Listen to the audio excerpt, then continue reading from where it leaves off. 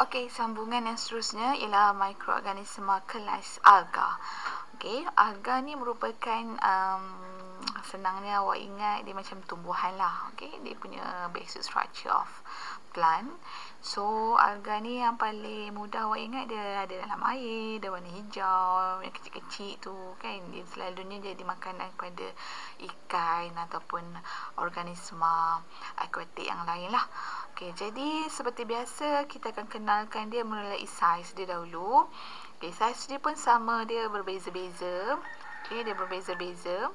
Okey, alga makroskopik seperti alga laut kita boleh lihat dengan mata kasar, dan kita juga ada alga mikroskopik, okey, seperti Chlamydomonas dan Spirogyra yang berukuran antara 1 mikrometer hingga beberapa ratus mikrometer. Okey, jadi kalau nota awak pun sama, kita bahagikan kepada 2 bentuk, okey, 2 saiz. Macam yang fungi sebelum ni pun kita bahagikan kepada unisel dan multisel.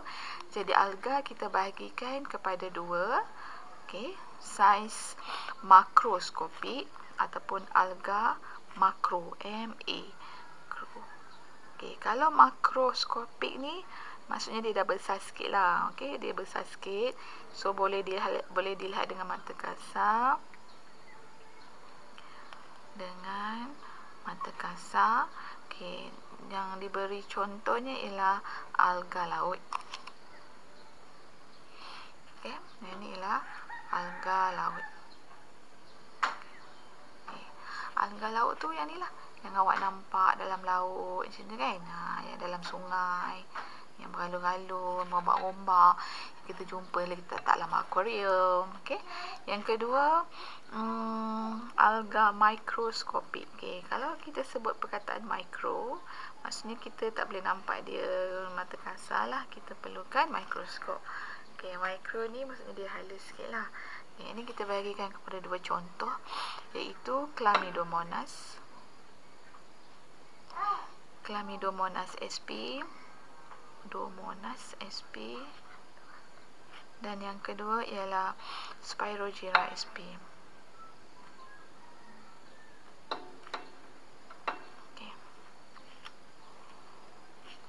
Okey, Chlamydomonas ni masuk form 1 dulu dah biasa lukis kan. Dia biasanya macam awak nampak dia macam bentuk lipas. Okey, bulat gitu kan. Macam bentuk lipas. Lepas tu dia ada flagellum, dia ada vacuole yang besar. Dia ada membrane cell. Okey, dan dia ada vacuole. Dan dia ada chloroplast.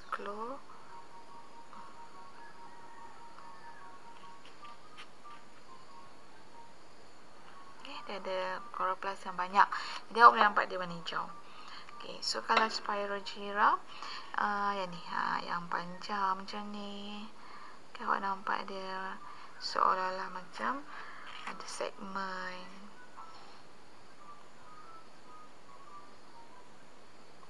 Okay, so lukisan dia gini. Ni dah basic lah. Okay, ini adalah Spirogyra. Pun sama, dia ada chloroplast yang banyak lah. That's why most of the alga kita nampak dia warna hijau, sebab dia mengandungi chloroplast. Okey, tu adalah segi saiz. Jadi saiz dia lah kita gabungkan lah, mikroskopik dan mikroskopik ni. Okey, dia punya saiz dia lebih kurang 1 mikrometer sehingga beberapa ratus mikrometer. Okey, yang kedua kita lihat kepada bentuk asas dia secara tak langsung. Tadi cikgu dah masuk. Okey, jadi kalau alga unisel, Chlamydomonas. Okey, Chlamydomonas ni ialah unisel. Okey, Spirogyra sp ialah organisma multisel. Okey, kedua-duanya mengandungi klorofil ataupun chloroplast. Okey, dan kedua-duanya juga mengandungi nukleus. Okey, dia ada nukleus. Okey, dia juga mengandungi vakuole. Tapi volkulnya cikgu rasa tak adalah besar sangat. Okay.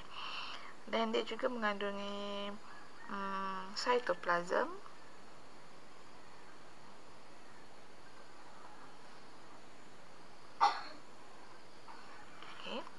Cuma Chlamydomonas ni ada satu struktur yang penting lah, istimewa untuk dia. Dia mengandungi mitokondria. Sebab apa? Sebab dia bergerak. Okay, dia berenang. So, bila dia berenang, dia perlukan tenaga lah. Okay, so satu lagi ciri istimewa Chlamydomonas, dia ada flagellum. Macam misai tu. Flagellum. So, dia boleh bergerak lah dalam air. Okay, itu bentuk dia. Okay, kita pergi kepada nutrisi. Okay. Alga ni dia macam independent sikit. Okay, so nutrisi dia ada apa? Dia ada klorofil kan. So bila dia ada klorofil, apa? Jadi dia mesti boleh menjalankan fotosintesis. Okay, dia boleh menjalankan fotosintesis. Maknanya dia boleh hasilkan makanannya sendiri.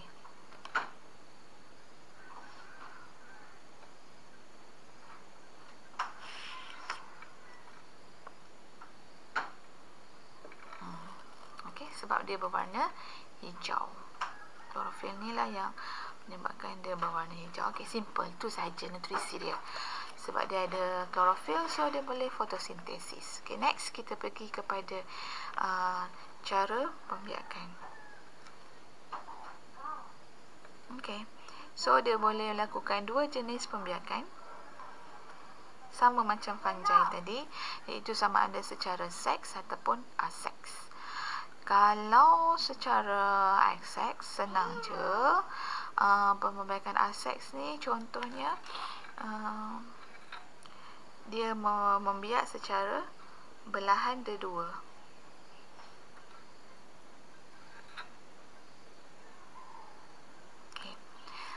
Siapa yang belahan dua? Yang ni Chlamydomonas lah. Okey, Chlamydomonas.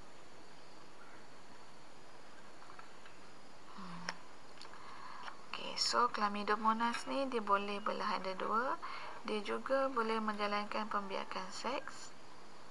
Okey, secara konjugasi.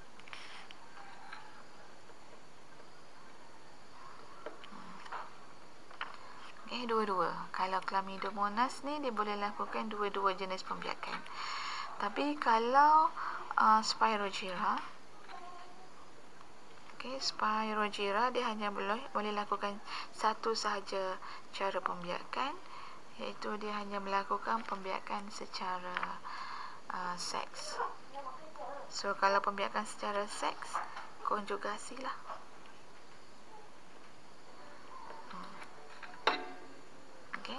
So, apa maksud konjugasi? Konjugasi ni macam ni. Okey.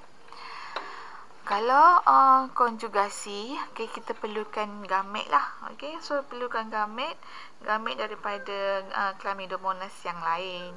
So, dia perlukan dua gamet. Okey, so dia melakukan conjugate, pelekatan ataupun persenyawaan. Okey, dan dia akan hasilkan zygote. Zygote akan mengalami meiosis. So, meiosis akan menghasilkan sel-sel baru yang kita namakan zoospora. Kalau pembiakan secara aseks, pembiakan secara aseks ni simple je, dia tak perlukan gamet. Jadi, dia hanya perlukan proses mitosis. Mitosis akan hasilkan sel baru yang banyak, dan bila dipecah, dia akan hasilkan zoospora. Perbezaan dua ni awak boleh perhatikan, ada pembentukan gamet dengan proses dia. Mito ataupun mio. Kalau proses mitosis itu adalah pembiakan aseks. Kalau dia melibatkan proses meiosis, so ini adalah pembiakan seks yang dinamakan konjugasi. Sebelum tu kita pergi pada habitat dia. Habitat dia air lah, air tawar, air masin, tanah lembap, dan juga kadang-kadang boleh nampak pada kulit pokok yang lembap dan terdedah kepada cahaya matahari lah. Sebab dia perlukan matahari untuk jalankan fotosintesis. Okey. Itu saya contoh alga, Chlamydomonas dan Spirogyra.